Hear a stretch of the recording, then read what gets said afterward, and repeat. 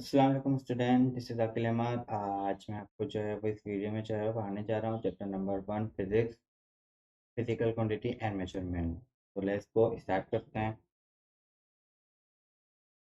हमारा जो सबसे पहला सब्जेक्ट है वो है फिजिक्स। सही, तो फिजिक्स के अंदर जो है हम chapter number 1 physical quantity and measurement. अब क्वांटिटी क्वांटिटी का मतलब होता है मेजर करना, किसी भी चीज़ को जो है वो नापना।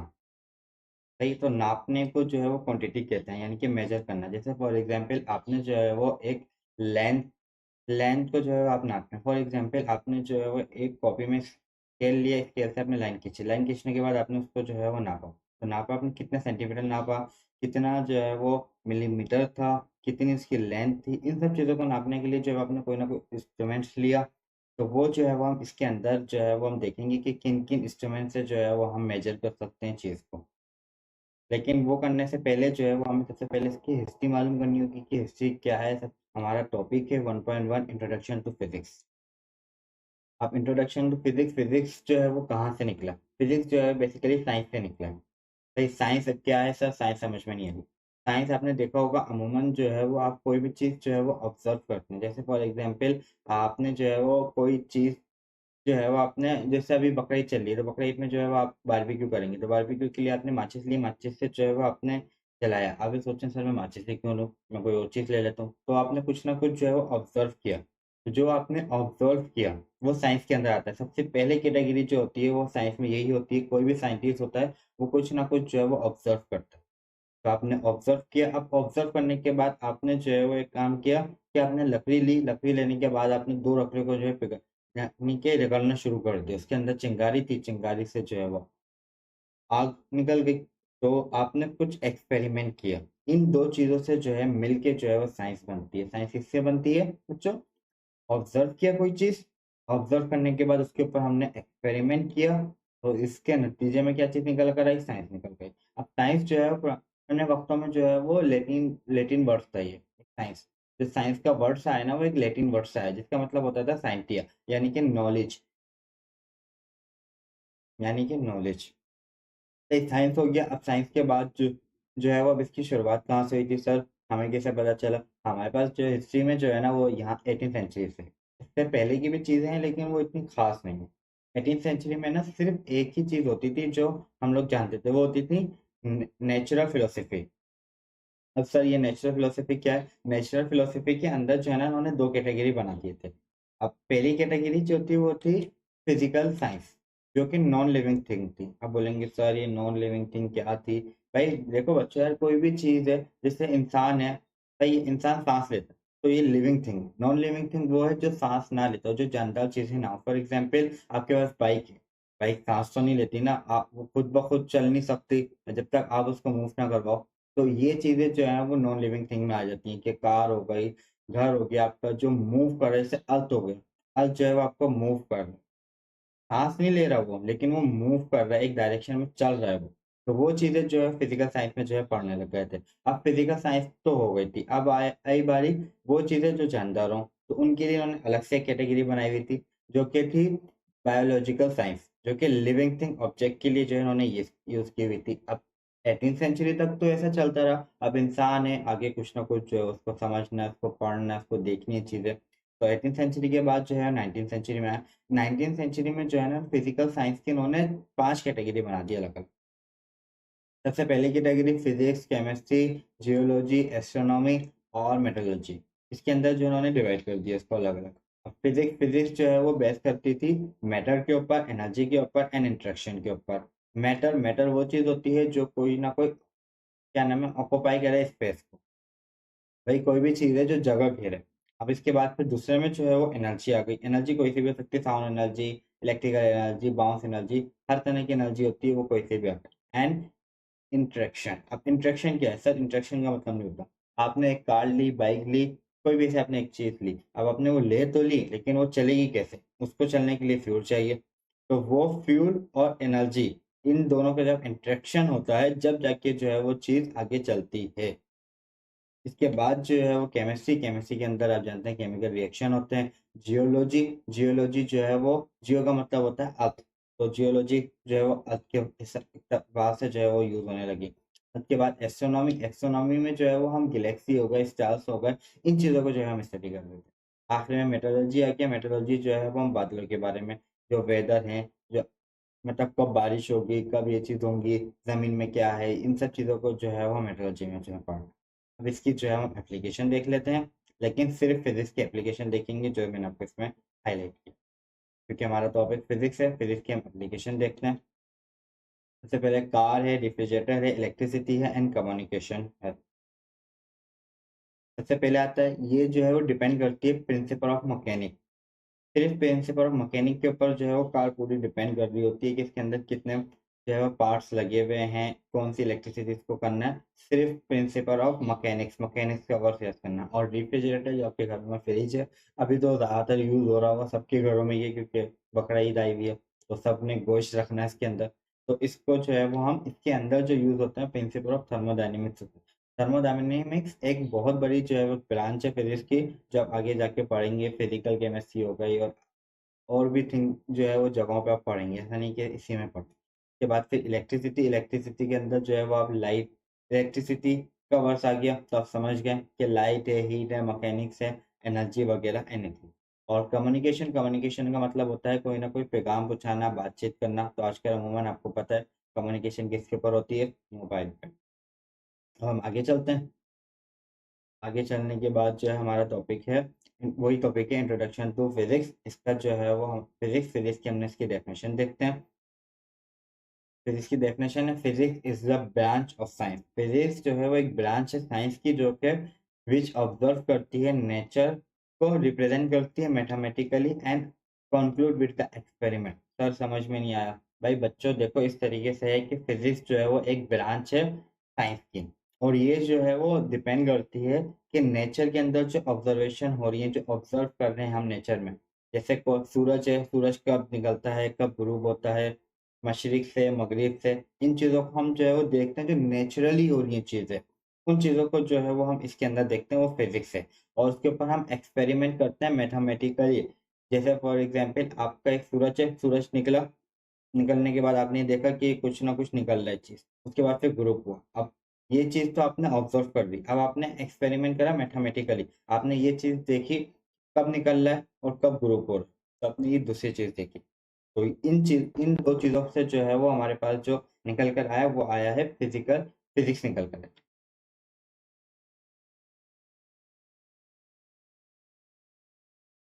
अबे यार!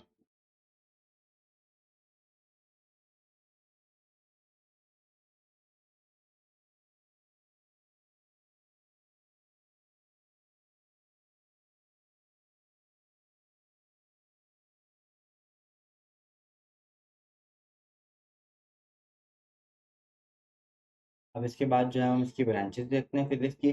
फिज़िक्स की जो है ना वो कई ब्रांचेज़ हैं, जो कि मैं आपको पढ़ाने जाता हूँ। तो पहली ब्रांच है मैकेनिकल फिज़िक्स। तो मैकेनिकल फिज़िक्स में से इसकी जो है हम डेफिनेशन देखते हैं।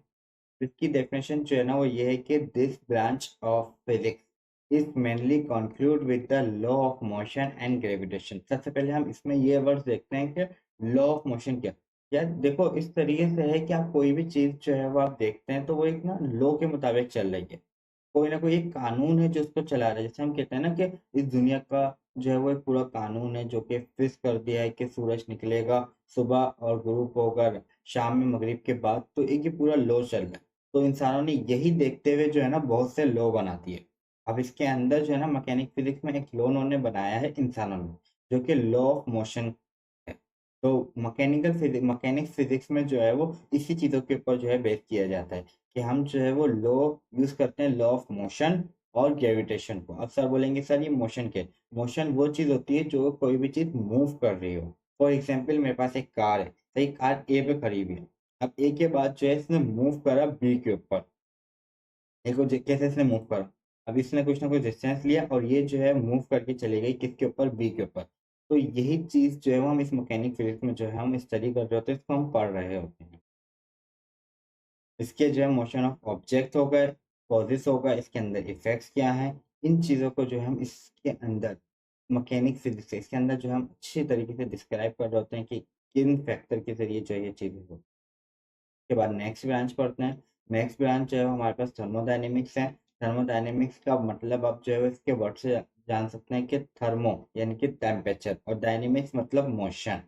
तो थर्मोडायनेमिक्स का मतलब हुआ कि कोई भी ऐसी चीज जो कि टेम्परेचर के बारे में जो है वो जानी जाए, और टेम्परेचर के अंदर जो है वो हम लोग हीट हो गई और कोल्ड हो गया, यानी कि हॉट और कोल्ड, इन चीजों को जो है वो हम इसके अंदर जो हम पढ़ रहे हो।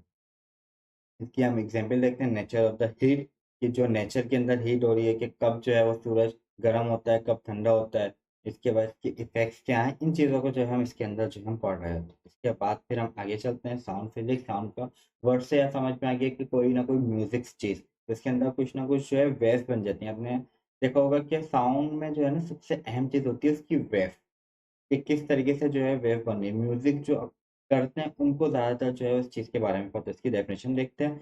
साउंड फिजिक्स जो है वो स्टडी करते हैं प्रोडक्शन प्रॉपर्टीज को एंड एप्लीकेशन को और साउंड वेव को। जैसे मैंने बताया कि साउंड वेव की हम जानते हैं कि इसके अंदर वेव कौन सी जनरेट हुई हुई है, इंटरफेरेंस है या ट्रांसक्शन है, इन चीज़ों को मैं इसमें पढ़ रहा था। कि एप्लीकेशन हो गई, इसकी प्रॉपर्टीज हो गई, इसकी प्रोडक्शन हो गई, कि किस तरीके से बन रही है ये चीज़, इन चीज़ों के बाद नेक्स्ट ब्रांच पे चलते हैं हम। Optics physics. ऑप्टिक्स का मतलब होता है लाइट, कोई भी ऐसी चीज जो लाइट से जो है वो इंक्लूड हुई हुई हो। अब इसकी डेफिनेशन देखते हैं। ऑप्टिक फिजिक्स जो स्टडी करता है physical aspect of light and it's type properties with the help of optical instruments. अब सर ये समझ में नहीं आई। देखिए, ऑप्टिक्स का मतलब होता है कोई ना कोई लाइट। जैसे फॉर एग्जांपल आपके पास मोबाइल है, मोबाइल के अंदर कैमरा लगा हुआ है, तो कैमरा जो है वो किस तरीके से वर्क कर रहा है ये लाइट के ऊपर ही करता है ना। आप अंधेरे में लेके जाओगे कैमरा, ये काम ही नहीं करेगा। तो ये लाइट की चीज है, तो ये एक इसका जो है वो ऑप्टिक्स का इंस्ट्रूमेंट है, यानी कि कोई एक टूल्स है जो ऑप्टिक्स के बनकर आया है। इसी तरीके से आपके लेंस है, ये सब चीजें जो बनती हैं और ये सब चीजें जो इंक्लूड हो रही हैं वो ऑप्टिक्स फिजिक्स में ही होती हैं। के बाद हम जो है वो इसकी वो देखते हैं एग्जाम्पल वगैरह, जैसे प्रॉपर्टीज हो गई, वर्किंग हो गई, यूजेस हो गए ऑप्टिकल इंस्ट्रूमेंट्स की।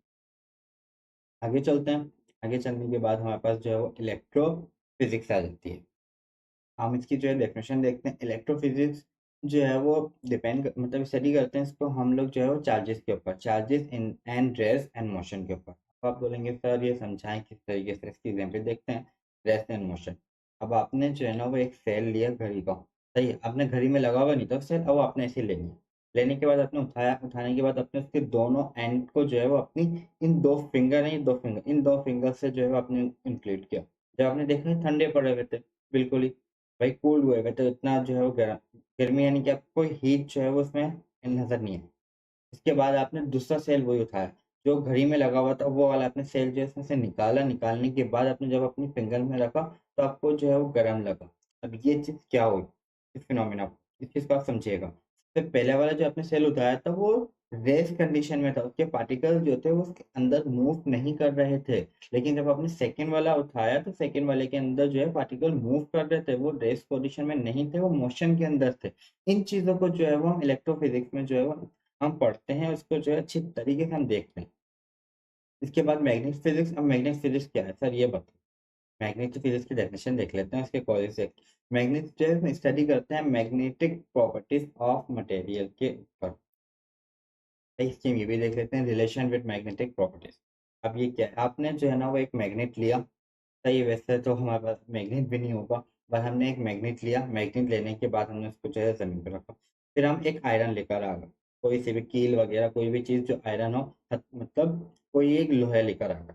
अब वो लेकर आए, वो लाके हमने जो है उसके करीब रखा। अब उसने जो है ना थोड़ा सा दूर रखा था, बिल्कुल मिलाया नहीं था, हमने उसको थोड़ा सा दूर रखा। दूर रखने के बाद वो मैग्नेट ने खुद ही जो है उसको अपनी तरफ अटैक कर लिया। अब वो किस तरीके से करा, इस चीज़ों को जो है वो मैग्नेटिक फिजिक्स में पढ़ते हैं, जिसमें लिखा हुआ है कि मैग्नेटिक प्रॉपर्टीज एंड मटेरियल, कि वो कौन सा मटेरियल है, वो किस तरीके से उसको अपनी तरफ अट्रैक्शन कर रहा है, इनके बीच में क्या रिलेशन हुए हुए हैं, कौन सी फील्ड जनरेट हुई भी है। इन चीज़ों को जो है वो हम इस मैग्नेटिक फिजिक्स में जो है हम पढ़ रहे होते हैं। इसके बाद जो है वो एटॉमिक फिजिक्स। एटॉमिक फिजिक्स इसकी जो है सबसे पहले हम डेफिनेशन देखते हैं एटॉमिक फिजिक्स की। एटॉमिक फिजिक्स जो है वो डील करता है with the formation structure and properties of the atom. बोलेंगे सर ये क्या समझ में।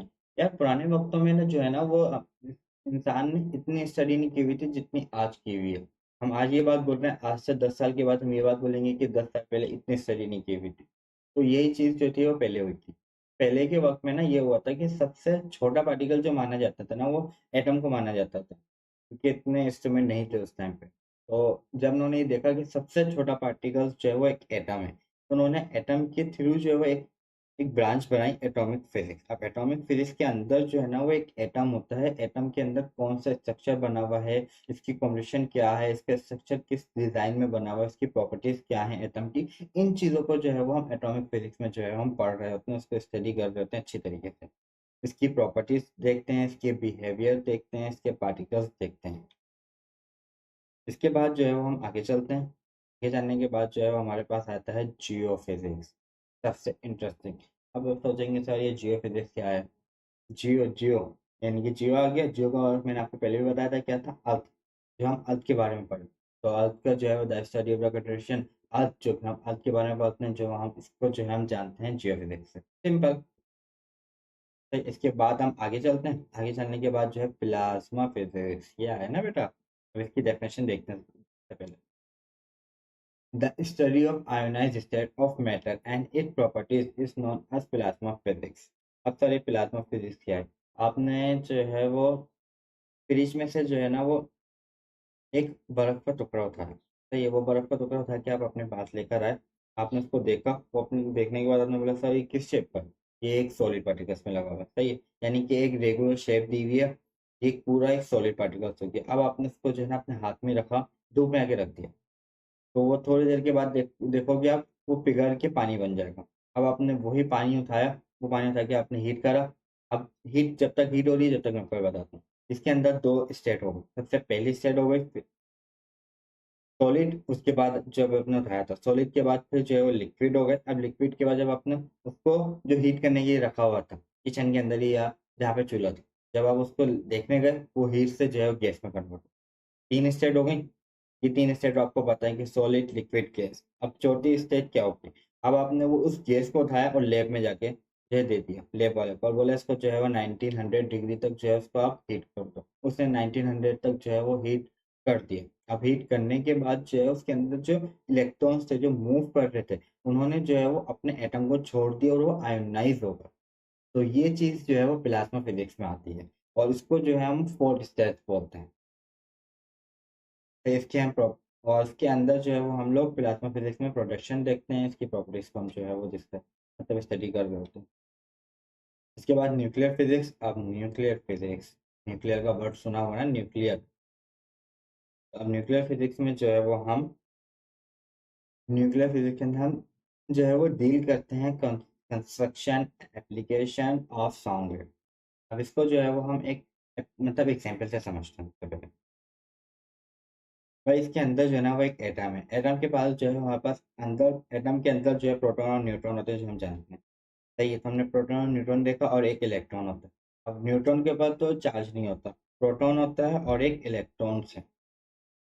तो ये 2 चीज़ें, तो इसके अंदर किस तरीके से मूव हो रही है, कब जो है उसकी प्रॉपर्टीज़ चेंज हो रही हैं, इसके क्या बिहेवियर है, इसके अंदर कौन से पार्टिकल्स हैं, इन चीज़ों को जो है हम न्यूक्लियर फिज़िक्स में पढ़ते हैं सिंपल। सही, अब आगे चलते हैं। आगे चलने के बाद जो है हमारे पास जो है वो नेक्स्ट आता है एस्ट्रोफिज़िक्स। एस्ट्रो का मतलब जो है तुम लोगों को बिल्कुल ही समझ में आ गया होगा। एस्ट्रो के नाम से कि एस्ट्रो प्लैनेट हो गया, गैलेक्सी हो गया, जो कि सबको ही पसंद है आजकल। तो एस्ट्रो आपने देखा कि study of the constellation of the with the help of law of physics is known as exophysics। सही, यानी कि एस्ट्रो के ऊपर जो हम देखते हैं, अब लॉ ऑफ फिजिक्स जैसे लॉ ऑफ मोशन था वैसे ही जो है लॉ ऑफ फिजिक्स है। सिंपल, इसमें और कुछ नहीं है, सिर्फ नाम से आप डेफिनेशन देखना खुद समझ में आ जाए।